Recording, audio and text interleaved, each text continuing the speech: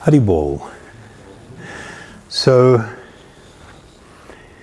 maybe a bit of a different topic tonight. And in speaking about or on this subject, it's really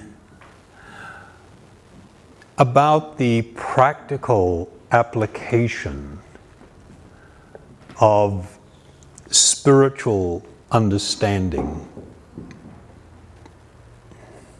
You know, the spiritual endeavor is not just a philosophical thing or some distant ideal. It really has to do with our lives. Before I talk, though, I just want to speak about a couple of foundational things so it's kind of clear where I am coming from.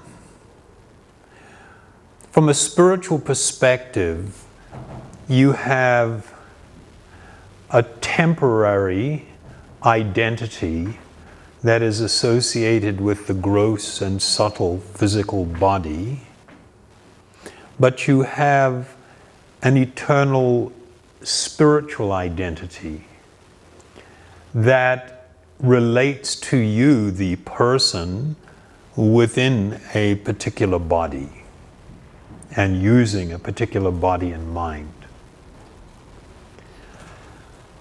While anyone is absorbed in the temporary identity related to this body, you cannot come to the platform of perfect happiness, fulfillment, and true spiritual love. Because it just doesn't work like that. So that from a spiritual perspective, our desire, our hope is that we ourselves and others will come to this spiritual position and become happy, actually happy. Because as long as we're absorbed in these other notions and ideas that are either temporary and fleeting or mistaken, we cannot build a truly happy life. Okay, we good with that? So another reality, though, is that while we live within this body and within this world, we have the fortune in this time in which we live to be able to participate in our governance. Maybe that's a good thing or not. Individuals will have different ideas on that. What is always sad and unfortunate is conflict. I mean, if you had a neighbor move in next door, or a workmate that was going to be working next to you in an office or some business or some institution or something, somebody that you're going to be spending a lot of time with, and you had the opportunity to design such a person, what were they going to be like? What kind of things do you think you would like to see in such people?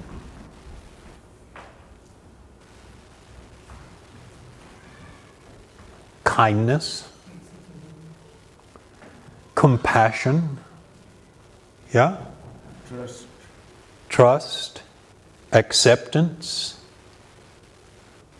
actually love. You know, this is what we would like. Now my next question is, can you legislate somebody to have those qualities? And of course the answer is no, you cannot. So I'm just going to say from the onset that while politics is what I would refer to from a spiritual perspective a necessary evil, because it's often founded on materialistic ideas, and being in this world we have to do, we have to participate on some level or other. It's, I think, important to be realistic. Now, if we accept that identities, the temporary identities associated with my body and mind, are not places of eternal happiness, then seeking to, well, let's go a step back a little bit. We live in a world now where there's so much divisiveness. I don't think things are getting necessarily worse, but more is coming perhaps to the surface. And the things that we desire, like when I said if you had a neighbor or somebody, and going to move in next door to you or in your office or whatever, and you had the opportunity to design that person, if I can put it that way, divisiveness would be one of the things that you would want to avoid or have that person not be like. But quite often, we don't embrace those qualities. In other words, I want somebody to be compassionate to me. I want somebody to be kind to me. I want somebody to be caring and loving and accepting to me. But I am not very thoughtful about how I am to others, especially if I think they have done me some injustice.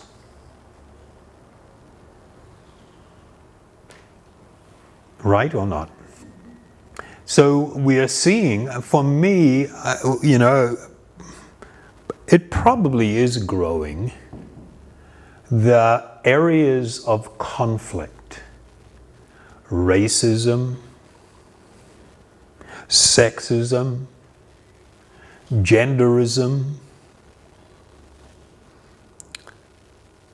socialism, classism, all the different isms that are associated with the temporary bodily identity. And I will make a bold statement that it doesn't matter how powerful you become and trying to legislate and enforce these acceptance of different things upon people, you fundamentally cannot change their consciousness.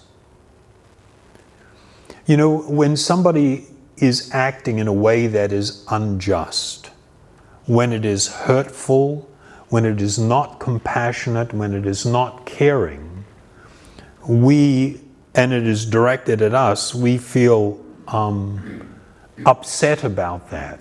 It's painful, it's hurtful. But we don't, unfortunately, come to this understanding that these are fundamentally a spiritual ailment in people, a spiritual ailment. And we're seeking to impose a material cure for something that is inherently a spiritual ailment. And if we become overly absorbed in temporary identities, this is what identity politics is about, it can never provide the solutions that we may desire or seek. In fact, it will always give rise to more conflict. this is a kind of a big subject, and we're not going to get into the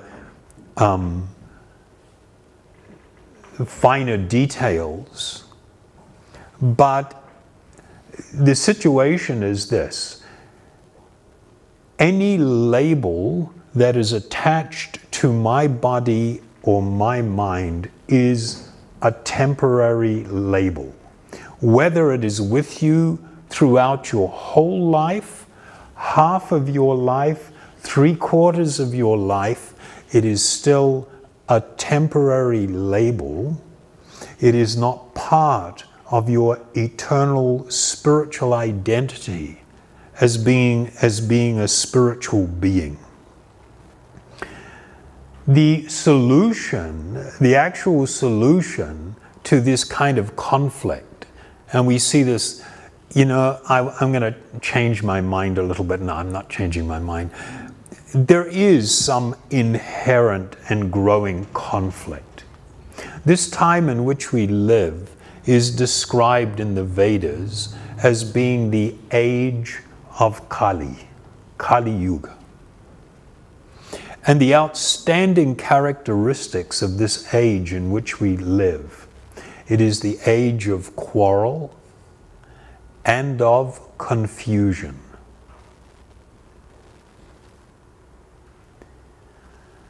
The foundation for this quarrel and this confusion is this false temporary identities that we inherently adopt and go to war over. Whether it is just a verbal war, whether it is a political war, whether it is a physical war. We go to war over things that are actually not eternal. The Bhagavad-gita provides some actual solace, if I can put it that way.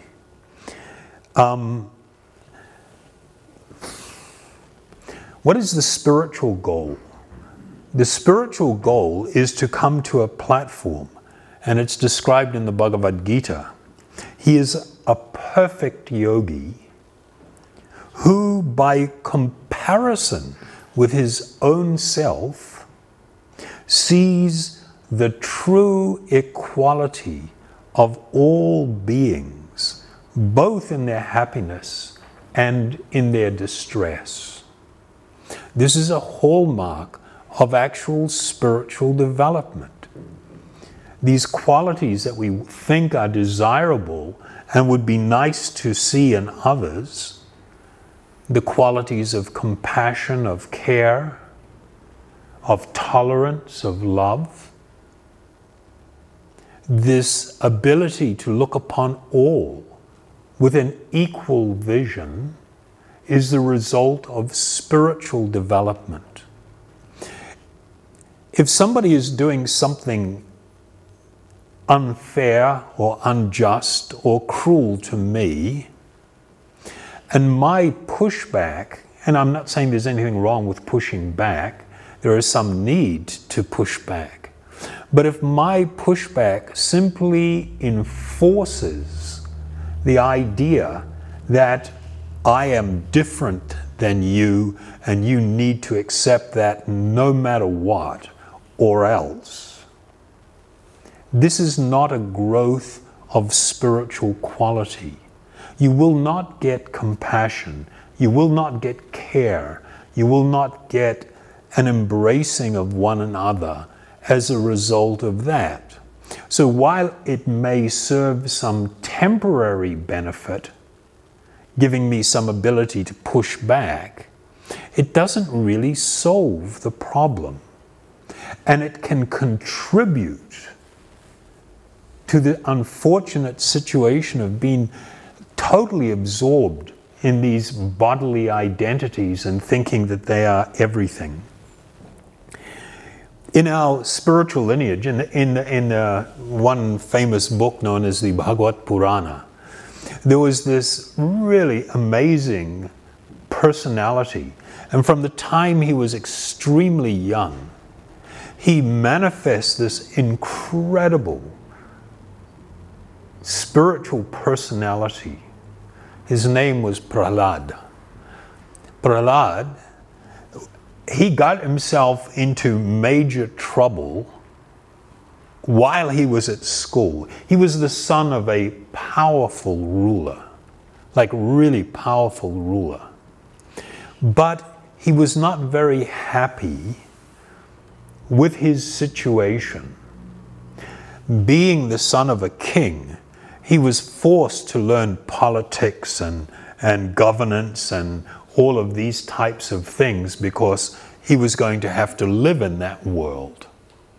And it described that Prahlad certainly heard and recited the topics of politics and economics taught by the teachers, but he understood that political philosophy involves seeing someone as a friend and someone else as an enemy. And thus, he did not like it. He chose not to become involved in that because he did not want to be in a position or a situation in life where by adopting political philosophies, he ended up seeing one person as a friend and another person as an enemy. If in adopting political philosophies, we breed this kind of mentality of friend and enemy, this can only lead to more conflict. It can only lead to more unhappiness. That if we want to sincerely see change, then it is absolutely necessary to adopt a more spiritual approach to our life and to how we are going to live as a society. So, as I mentioned early on, the problem is not a political problem. The problem is a consciousness problem. And if you want to change a consciousness problem, you actually need a spiritual solution. This is the only thing that is going to work. The more you become immersed in temporary material solutions, the more you will end up creating conflict, divisiveness. There will just simply be an increase in suffering. So if, in the current environment in the world, this over-focus on what's called now identity politics. They need to put one word in front of that: false identity politics. And when you say that kind of like, oh, what? All of a sudden, that's not so cool. Because we're talking about developing political philosophies and enforcing things on the basis of false identities. Sure, they may be, I may have the body of a male, but that is a false identity in that it is not eternal. My eternal identity is that I'm a spiritual being within this body. And if this becomes the focus of my life and how I am living, if I am having this realization, then I will automatically feel a commonness with everyone. There is no question of higher and lower, better and worse. We are all equally spiritual beings.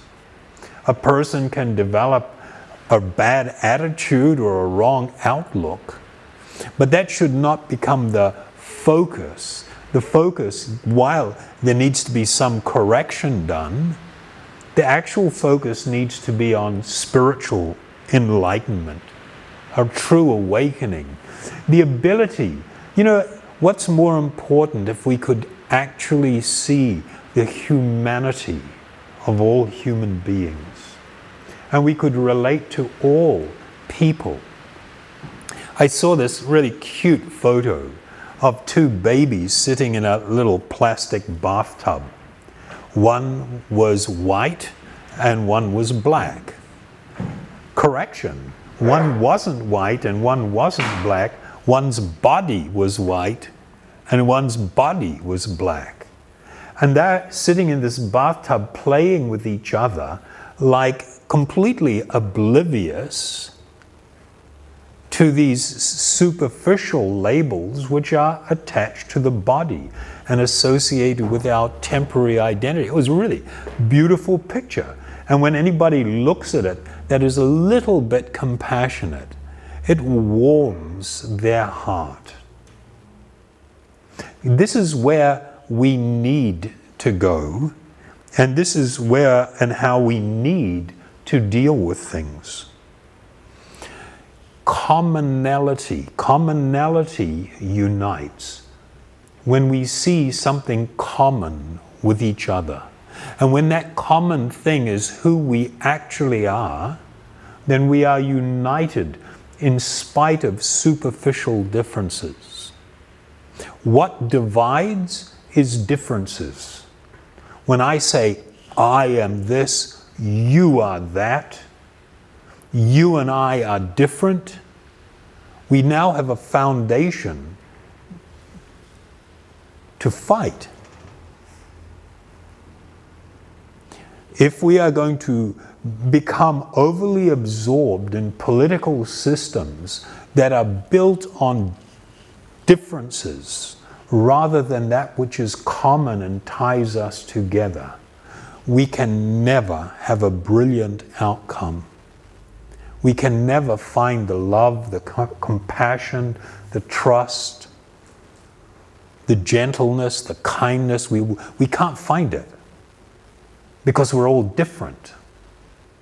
You know, when it comes to crimes, and particularly one of the most heinous crimes, I mean, if you go to any prison, who's considered the worst of the criminals? Pedophiles. Pedophiles are considered the worst. Those guys get it big time. That's why they have to keep them separate from everybody else. And in the psychology of this type of sexual offender, when they are trying to help them, they have to bring them to this point where they can look upon their victim as someone that they are causing enormous suffering to. Their problem is to be so self-centered and to be so selfish that I don't even recognize the great pain and suffering I'm causing to another person, particularly a very innocent child. I just don't see it. And in the therapy programs they develop, the more that a person can begin to identify with the victim and understand what they're going through and what they're experiencing it, then they can realize that I'm causing this to another person. And at that point, there is some hope that this person can change. There's some hope, at least, this person can change. So this ability to feel compassion and to feel closeness to another, to be able to feel their suffering, to feel their difficulty, is important quality. When I become so separate, I see me and whatever I'm identifying with, and on the other side, you and whatever you're identifying with, and I see you as an enemy, I'm sorry, it's just not going to work very well. So I hope this wasn't overly, difficult.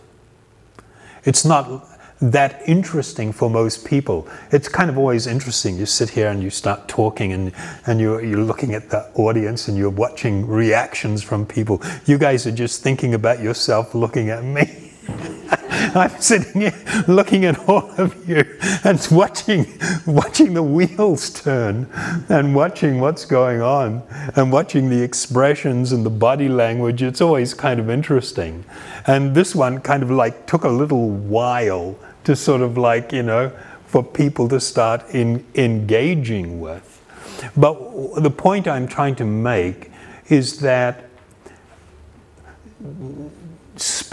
true spiritual understanding is practical, it is real, it does have an application in your life, and it will make everything infinitely better. Life is going to be a struggle, it is going to be difficult.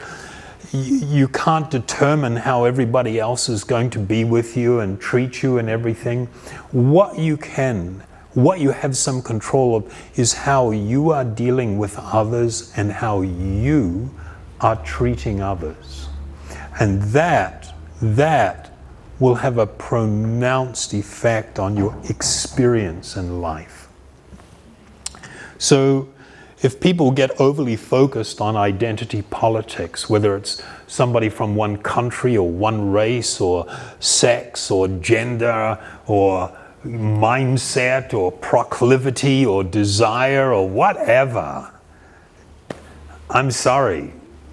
If we're going to be fixated on these temporary identities and think that we will find happiness by doing this and forcing acceptance upon others, that's not going to work. And even if everybody accepts it, you will not feel completely satisfied and happy, because it is a temporary passing identity that is not who you actually are. You had a question? Yeah, I wonder, like, we have a political system that's set up that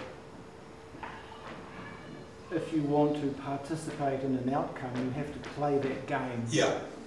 And we can do what you're suggesting in a moment-by-moment basis, but it's almost like if we do that, it's contradictory with actually participating in the system. Well, can I just say it's not contradictory. We have to find our way through this life. We have to find our way through this world, through this experience, seeking our eternal benefit. And that's going to necessitate that while we're in this world, we deal with stuff.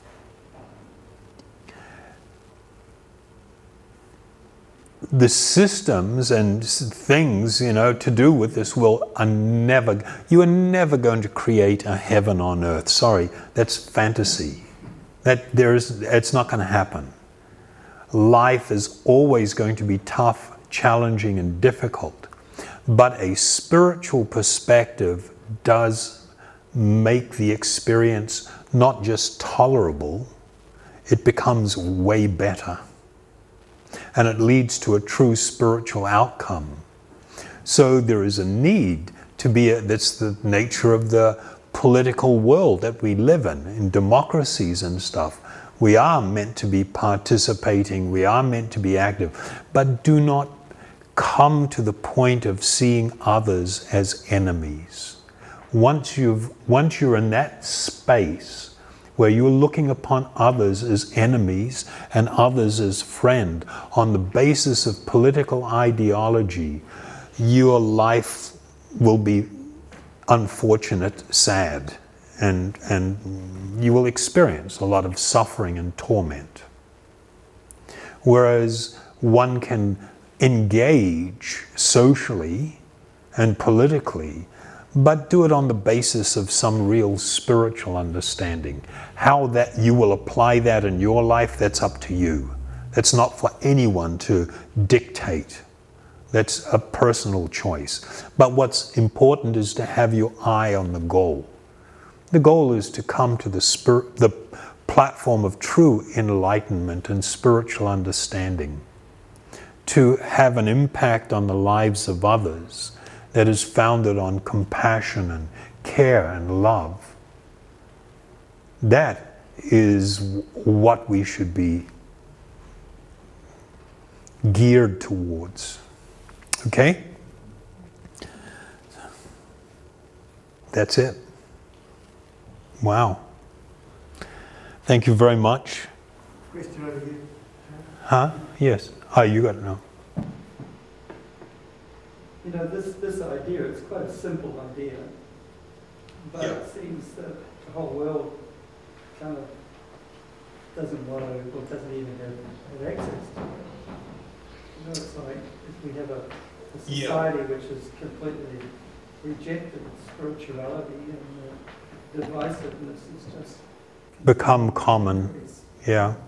That is unfortunate. So our business is to speak up wherever possible. Not only to speak up with ideas, but in your own life to try and live a more spiritual life so that you will have an impact on the lives of others. Everything starts from a seed, and it can grow tremendously. But people have to understand and see the value in it. And yes, it is a very simple and straightforward idea. But we need to experience the reality of it ourselves, and then it will be more influential. Thank you very much. Haribol.